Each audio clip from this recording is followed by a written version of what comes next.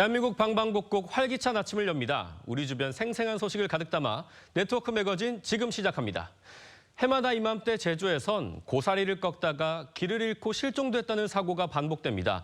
숲이 우거져 수색도 쉽지 않아 구조에 어려움을 겪는 경우가 많았는데 소방당국이 산악 오토바이까지 투입해 특별 구조 훈련에 나섰습니다. 그 현장을 김태준 기자가 다녀왔습니다. 우거진 숲을 헤치고 소방구조대가 진입합니다. 구조견과 함께 산악 오토바이도 내달립니다. 달래! 고사리를 꺾다가 길을 잃는 사고가 속출하자 소방당국이 합동 구조 훈련에 나선 겁니다. 산악 오토바이랑 드론이 세대가 왔는데요.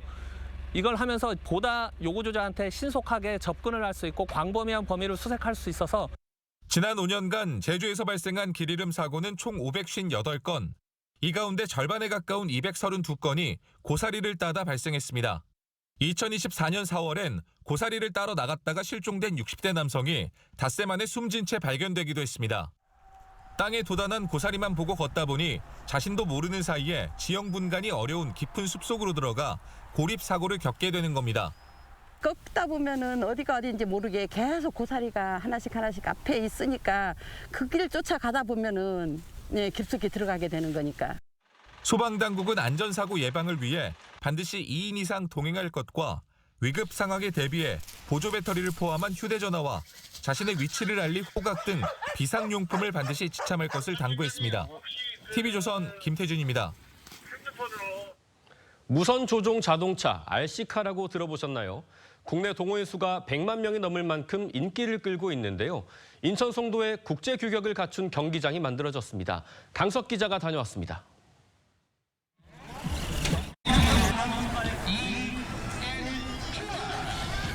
출발 신호에 맞춰 무선 조종 자동차들이 빠른 속도로 트랙을 질주합니다.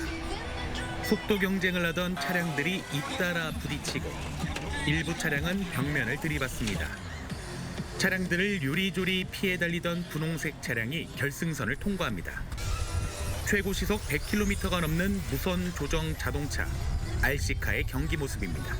주말에 육아가 끝나면은 이제 스트레스 풀로 나오고 그리고 실차로는 할 수 없는 그런 스릴 같은 걸 느낄 수 있죠. 너무 재밌었어요. 차 달리는 게 뭔가 스트레스 풀리고 너무 뭔가 통쾌한 것 같았어요. 국내 RC카 동호인만 100만 명을 넘는 상황에서 인천 송도국제도시에 첫 전용 경기장이 만들어졌습니다. 이곳 주경기장은 국제 규격에 맞게 설계돼 세계대회 개최도 가능합니다. RC 스포츠를 즐기는 시민들의 어떤 수요에 대응하고 다양한 연령대가 즐길 수 있는 건전한 여가활동 공간을 만들고자 조성되었고요. 2만 제곱미터 부지의 주경기장과 보조경기장은 물론 어린이까지 갖췄습니다. 경기장이 지속적으로 활성화될 수 있도록 국내외 대회 유치와 교육 프로그램 개발에 최선을 다하겠습니다. 인천시는 온라인 예약 시스템 등을 구축한 뒤 오는 6월쯤 이용객들에게 정식 개장할 계획입니다. TV조선 강석입니다.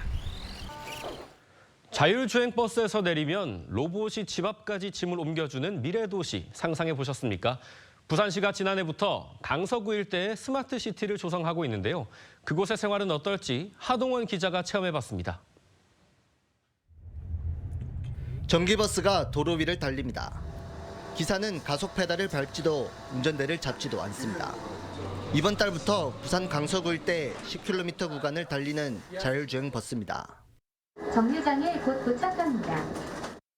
버스가 멈춰선 아파트 지하 주차장엔 짐을 싣는 로봇이 배치됐습니다. 아파트 동호수만 입력하면 로봇이 엘리베이터를 타고 짐을 옮깁니다. 저도 타겠습니다. 잠시만 기다려주세요. 부산 강서구 일대 2.8제곱킬로미터 부지에 조성 중인 부산 에코델타 스마트시티의 모습입니다. 정부와 부산시는 2029년 완공을 목표로 5조 6천억 원의 예산을 투입했습니다. 아파트 단지 두 곳에선 벌써부터 로봇 가동이 시작됐는데 커피와 차 등 음료 20종을 만드는 바리스타 로봇이 인기를 끌고 있습니다. 집 밑에 바로 이제 로봇이 만들어주니까 되게 빠른 시간 안에 편하게 마실 수 있어서 이런 점이 좋았던 것 같습니다. 순찰 로봇은 하루 14시간 아파트 단지를 돌며 화재 상황 등을 인식해 관제실로 알립니다. 부산시는 스마트시티를 기반으로 첨단 산업 유치에도 나섰습니다. 로봇 산업을 중심으로 총 14개 기업이 들어와서 5조 3천억 규모의 투자와 거의 1,000명에 가까운 고용을 창출하게 될 것입니다. 미래 도시를 향한 지자체들의 발걸음도 빨라지고 있습니다. TV조선 하동훈입니다. 네, 감사합니다. 대전시가 올 하반기 3칸 굴절 차량 도입을 앞두고 시운전에 들어갔습니다. 최대 230명이 탈 수 있는 차세대 대형 교통수단으로 출퇴근 시간대 혼잡을 막을 수 있을 것으로 보이는데요. 국내에 도입되는 건 이번이 처음입니다. 이승훈 기자가 취재했습니다. 버스와 지하철을 합쳐놓은 듯한 길다란 차량이 도심 도로를 달립니다.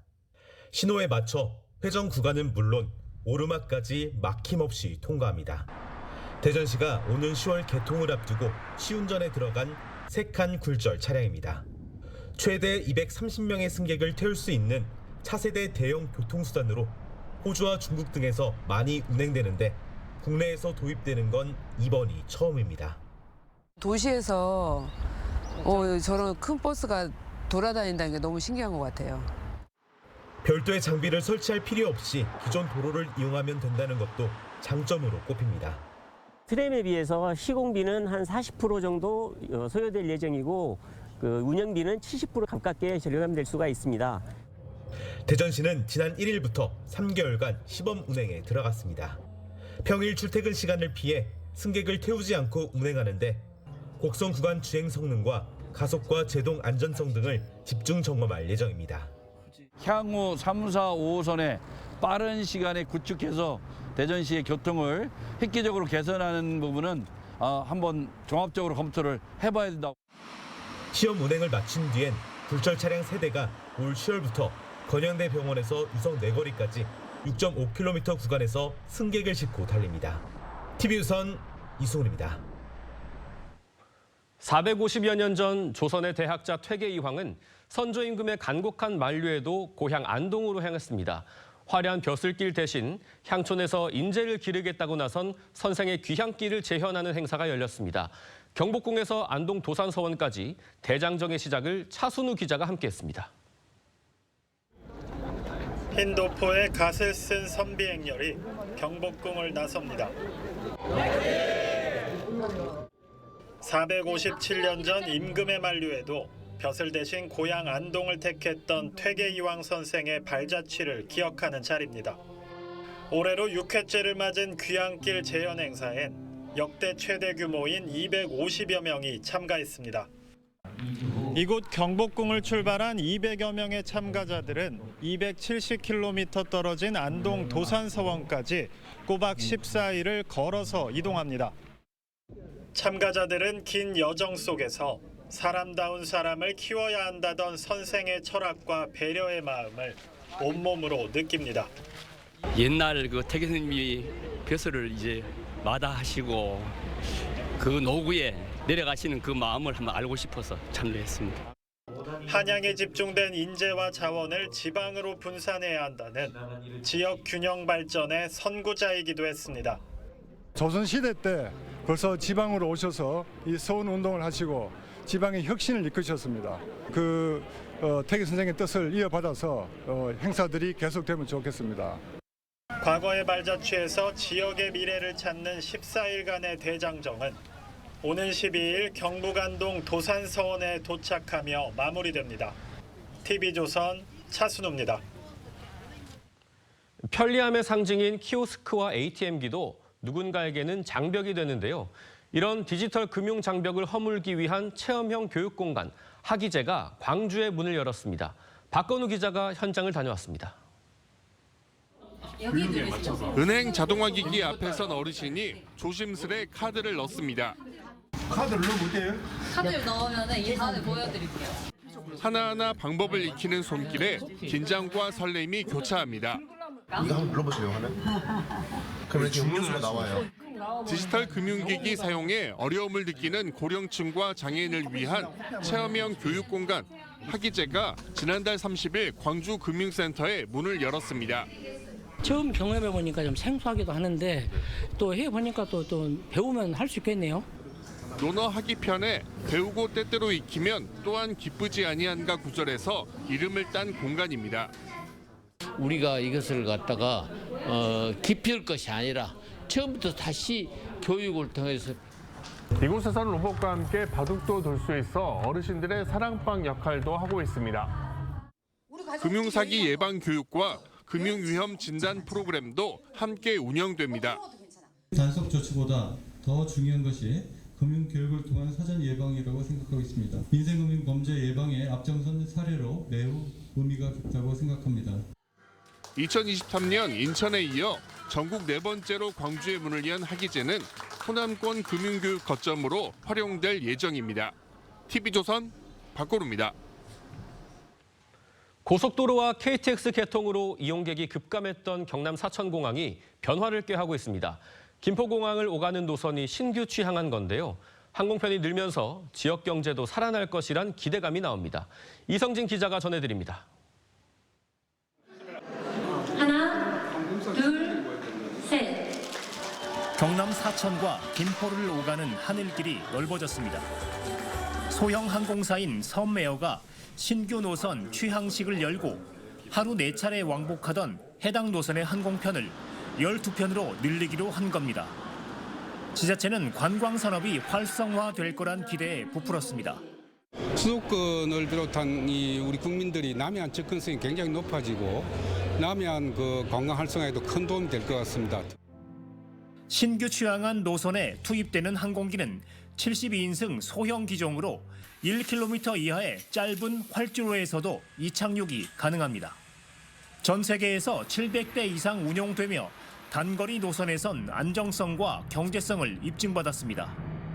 기업인들은 사천에 있는 우주항공청과의 시너지 효과를 통해 관련 산업 활성화에 기폭제가 될 것으로 기대했습니다. 우주항공 산업 인프라 구성에도 많은 도움이 될 것으로 생각하고 있습니다. 항공사는 고객 유치에 분주합니다. 기업 고객 계약을 통해서 할인하고 여러 프로모션을 많이 할 준비를 하고 있습니다. 소형 항공기 취향이 지역 경제에 활력을 불어넣는 마중물이 될 수 있을지 주목됩니다. TV조선 이성진입니다.